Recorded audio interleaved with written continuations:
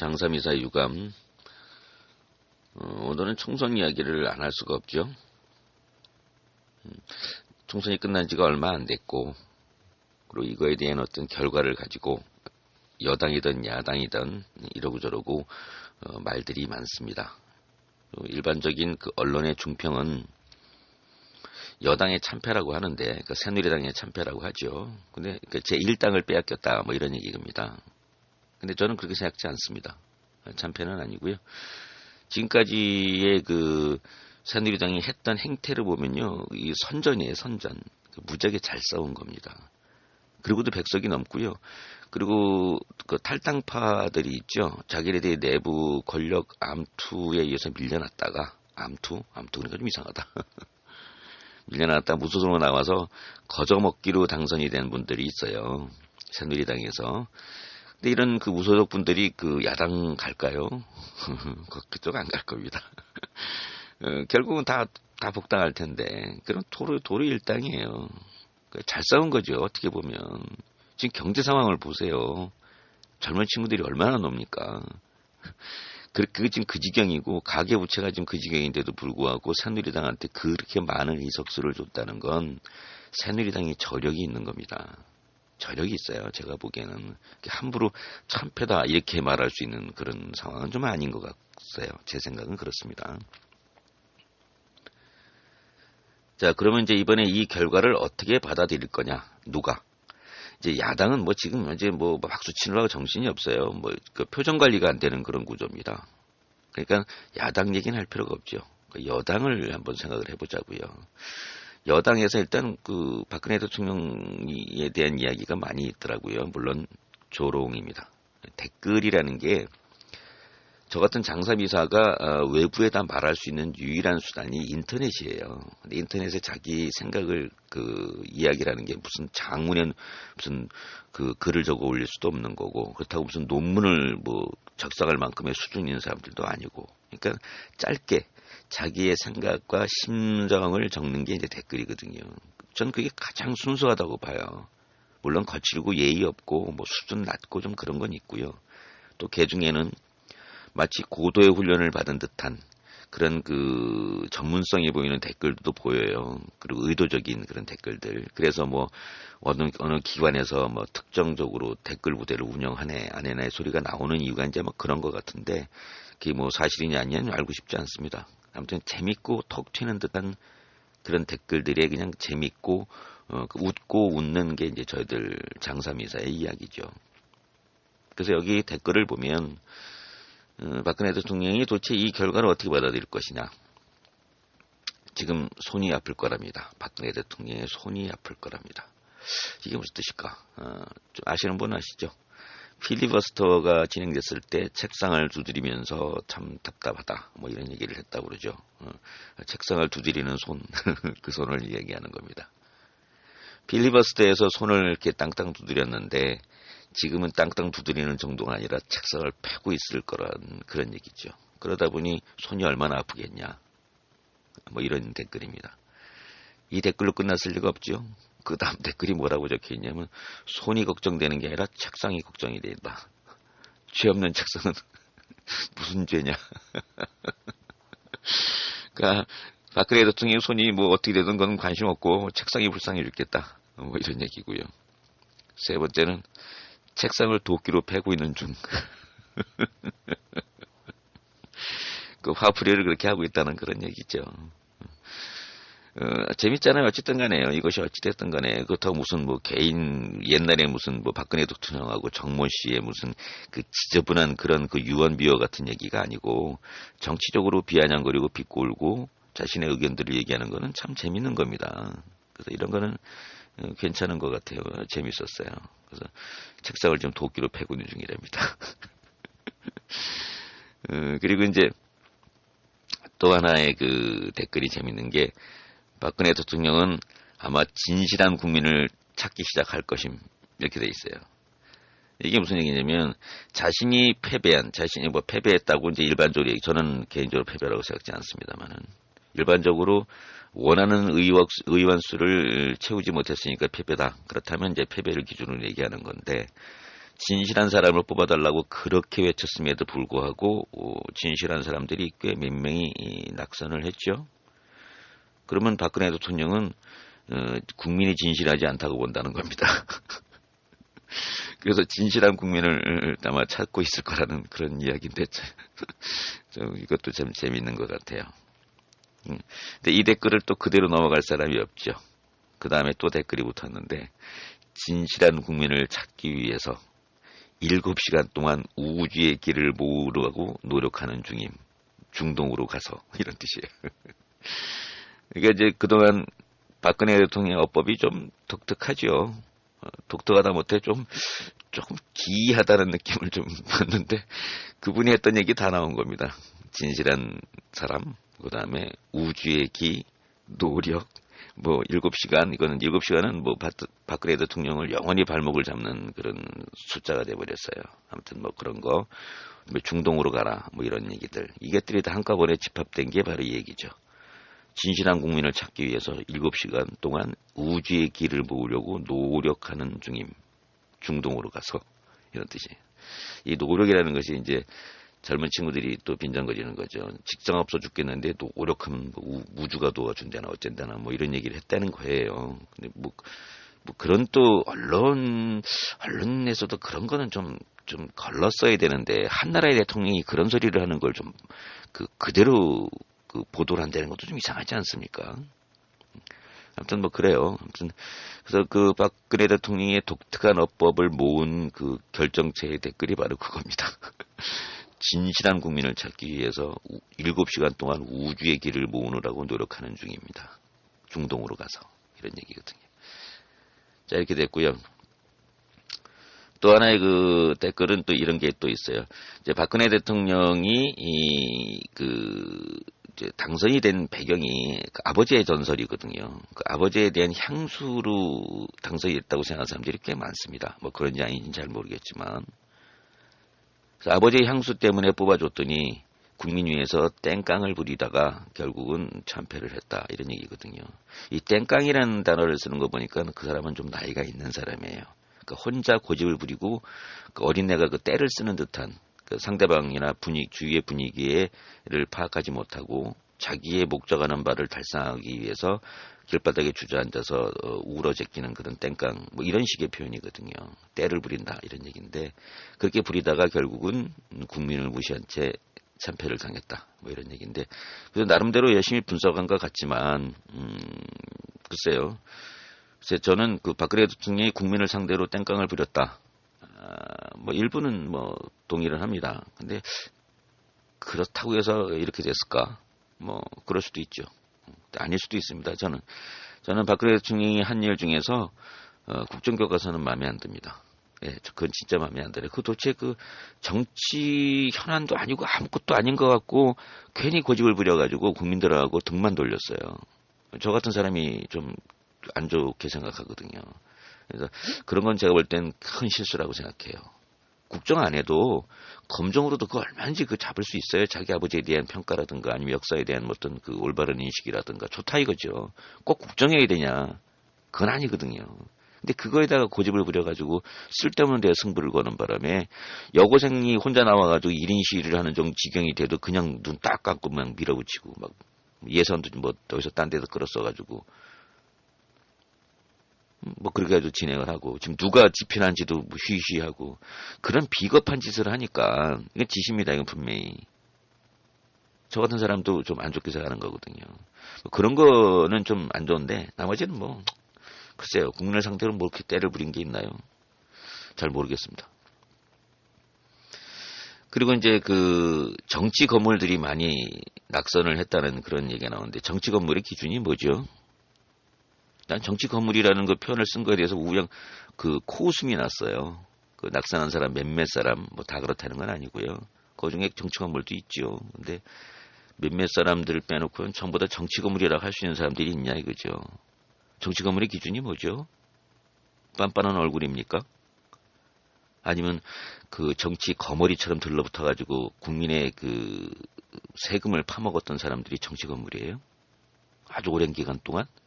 그리고 별로 하는 일도 없는 것 같고 맨날 넥타이나 메고 나와가지고 포면에 잡고 있다가 그 방송에 조금 얼굴 비치고 또 사라지는 게 정치 건물입니까?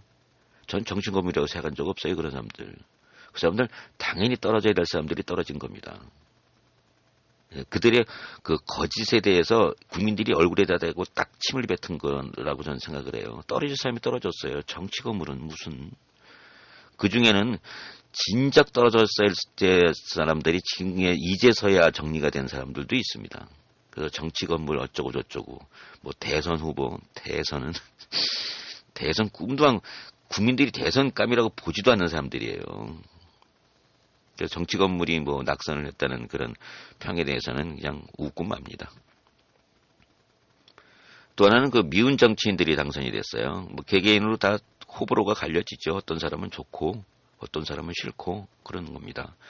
근데 이 미운 정치인들이 당선이 된 지역구의 구민들이 생각이 궁금해요. 제가 되게 미안한 사람 한 사람이 있거든요. 뭐 한 사람은 아닌, 그렇지 한 사람이죠. 그 사람은 정말 싫더라고요. 근데 그 사람이 제가 사는 데가 아니라서 뭐 다행이긴 한데 그 사람이 또 붙었어요. 내가 생각하는 게 그거예요. 도대체 저 사람을 뽑는 지역구 사람들의 생각을 한번 물어봤으면 도대체 왜 뽑았어요? 뭐 이렇게 궁금해 죽겠어요. 그 사람 들어가면 또 가서 또 핑핑 놀고 있을 겁니다. 뭐 안 봐도 빤해요. 여태까지 놀았는데 뭐. 하여튼 뭐 그런 것 사람이 있고, 저 사람은 정말 아깝다 그런 사람이 떨어지는 사람들. 그러니까 역시 누가 그러더라고요. 어느 나라에서 태어나느냐가 제일 그 사람의 운명을 제일 먼저 결정한다 그러는데 그 의원도 마찬가지예요. 어느 지역구에서 출마하느냐가 그 사람의 운명을 제일 먼저 결정하는 것 같아요.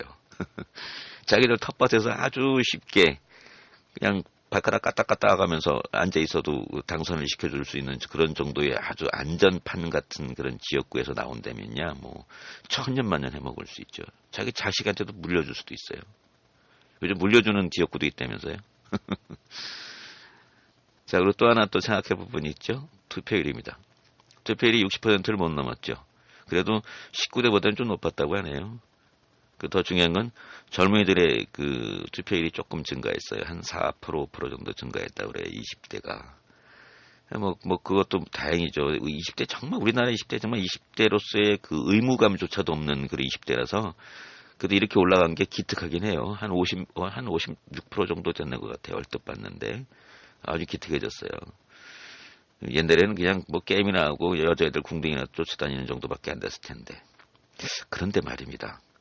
제가 문득 무슨 생각이 들었냐면 저 56% 중에서 남녀 비율이 어떻게 될까? 그러니까 전 그 인구의 투표 비율 중에서 그 연령대 비율은 엄청 나오잖아요. 그 지역별 비율도 엄청 나옵니다. 근데 남녀 비율이 안 나와요. 난 그게 그렇게 궁금할 수가 없어요. 나이 드신 분들이 남녀 비율은 내가 볼 때 별 차이가 없을 것 같은데 20대의 투표인의 남녀 비율은 꽤 많이 차이가 날 것 같은 그런 생각이 문득 들더라는 거예요. 20대 여자분이 가서 투표를 했을까? 했다면 도대체 얼마나 했을까? 그게 굉장히 궁금해져요.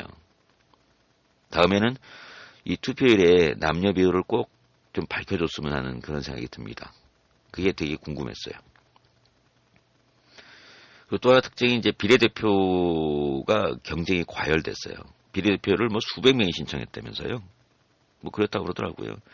근데 제가 이렇게 물뜻 보니까 옛날에 그 다문화 여자가 있었죠. 다문화 여자가 우리나라에서 국회의원을 했습니다. 레드카펫을 밟고 전용 엘리베이터를 타고 200가지, 100가지가 넘는 각종 특혜를 누리면서 아무튼 그 고액 연봉을 받아가는 그런 걸 4년 동안 지켜본 겁니다.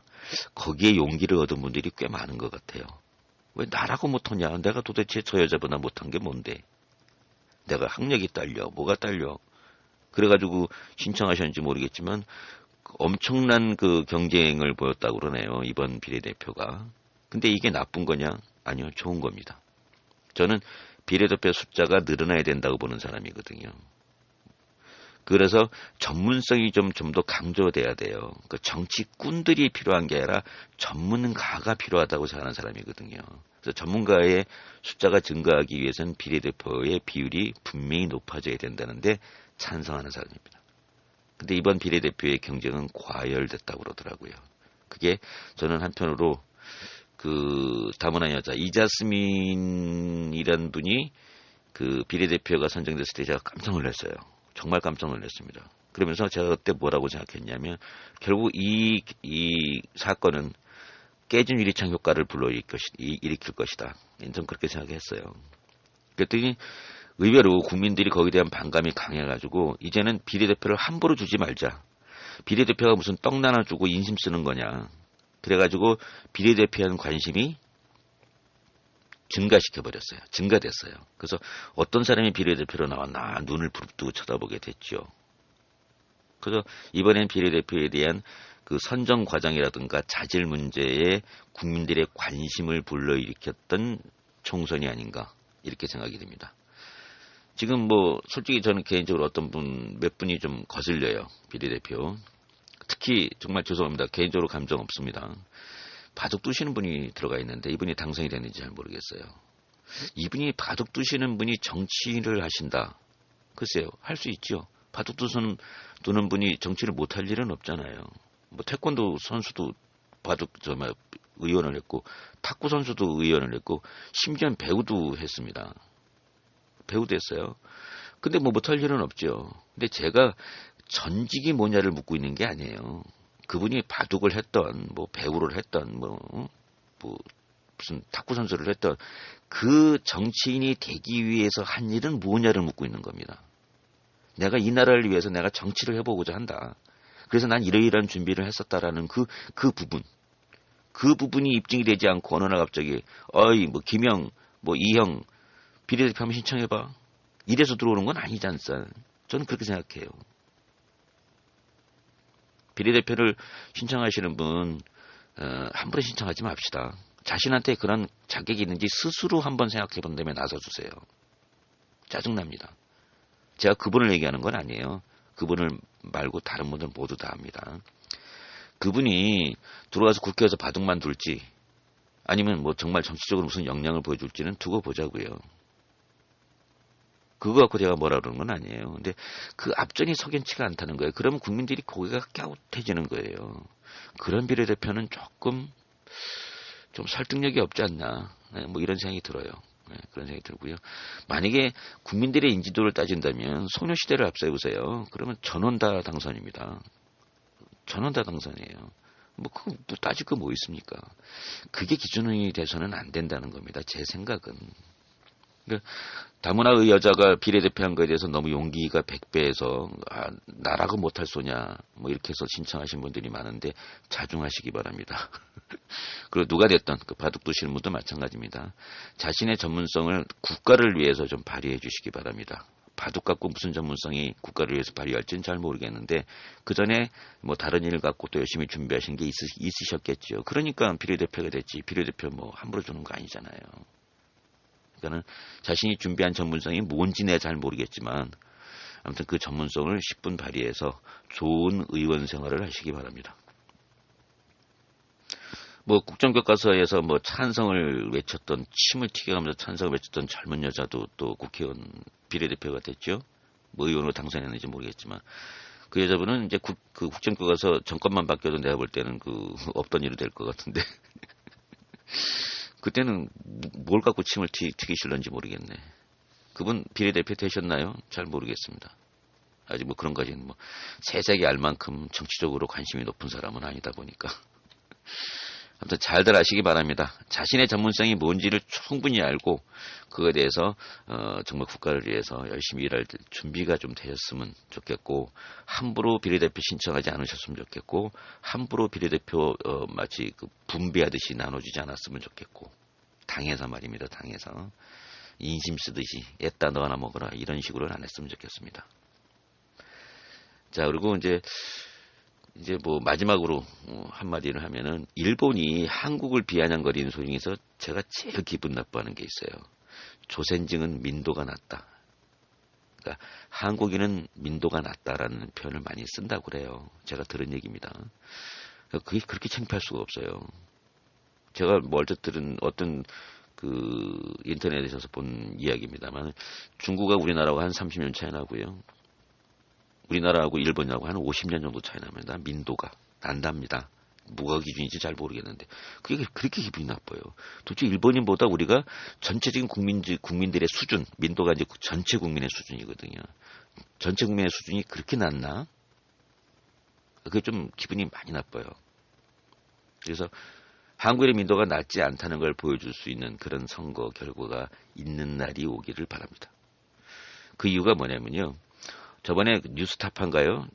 제가 기억이 그렇습니다만은 고양이를 자신의 대표로 선출하는 생지들 뭐 이런 그 프로그램이 있는데 그거 정말 가슴에 딱 와닿더라고요. 생쥐들이요 자신의 대표로 고양이를 뽑는답니다. 이러한 그 모순에 대해서 쭉 프로그램을 짰는데 막 부끄러워 죽겠더라고요. 혹시 이번에 뽑은 의원들이 고양이는 아닌가 한번 생각해보자는 거죠. 국민은 당연히 생쥐 맞습니다. 국민이 무슨 힘이 있어요? 없어요. 뭉치지 않고는 힘 없습니다. 국민인 이 생쥐들이 혹시 착각해가지고 고양이가 와가서 막 납작 엎드려가지고 한 표 주십시오. 그러니까 순간적으로 우쭐해져가지고 자기가 생쥐인 것을 망각하고 고양이를 대표로 뽑은 것은 아닌지 한 번쯤은 반성해보거나 되돌아볼 필요성은 늘 있는 것 같아요. 늘 있는 것 같습니다. 우리 간단히 생각할게요. 정몽준 의원이 지금 의원이 되는지 모르겠는데 그분이 나쁘다는 게 아니에요. 정몽준 의원이라고 이름을 거론하지 맙시다. 수백억 재산을 가지고 단 한 번도 고생을 해보지 않은 사람이 서민들을 위한 정치를 할 수 있는 건 맞습니까? 그분들은 돈이 많은 사람들을 보호하는 정책을 하도록 내비로 둬야 됩니다. 왜냐하면 돈 없는 사람들을 위한 정책만 쭉 펼치면 돈 있는 사람들이 돈을 벌기 위해 노력을 안 해요. 그래서 그분들을 보호하는 사람들도 분명히 있어야 되는 건 맞습니다. 재벌을 옹호하는 사람들도 있어야 돼요. 의원 중에서. 근데 온통 다 그거일 때가 문제라는 걸 뿐이지 그런 분들이 한 분이라도 있으면 안 된다는 뜻은 아니잖아요. 그러니까 국회에 고양이를 대표한 고양이가 있어야 됩니다. 근데 생쥐를 대표하는 생쥐가 있어야 되는데 생쥐를 대표하는 고양이만 있다는 거예요. 온통 고양이에요. 고양이를 대표하는 고양이, 생쥐를 대표하는 고양이. 그리고 고양이끼리 손 붙들고 악수 한 번 하는 순간 생쥐들은 죽어나가는 겁니다. 혹시 그렇게 뽑은 의원은 없는지 깊이 반성을 해보자고요. 그래서 일본이 한국을 비아냥거리면서 조센징은 민도가 낮다. 이런 소리를 듣지 않는 날이 오기를 바랍니다. 일본 놈들한테 그런 그 모욕적인 얘기를 들어서 해야 되겠습니까? 하여튼 제가 정치평론가도 아니고 아무것도 아닙니다. 저는 반응자예요. 정확하게 말하면.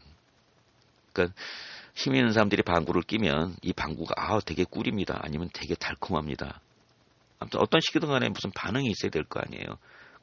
그래서 그 반응을 해주는 그런 길거리의 장사미사에 불과합니다. 그러니까 특별한 전문 지식도 없고요.